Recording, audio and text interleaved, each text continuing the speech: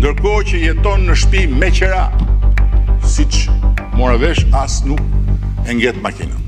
Prokuroria e posaçme kundër korrupsionit dhe krimit të organizuar, SPAK, ka zbardhur mënyrën se si ish drejtoresha e Akshit, Mirlinda Karçanaj, dyshohet se ka përdorur një apartament luksoz duplex në Qerret të Kavajës, edhe pse prona nuk figuron në emrin e saj.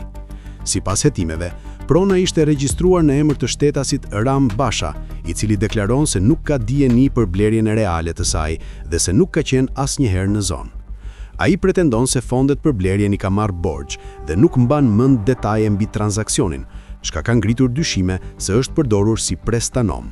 Nga ana tjetër, apartamenti ishte bler fillimisht nga Enxhiana Alimeta, punonjëse e kompanisë Soft & Solution, e lidhur me biznesmenin Ermal Beqiri.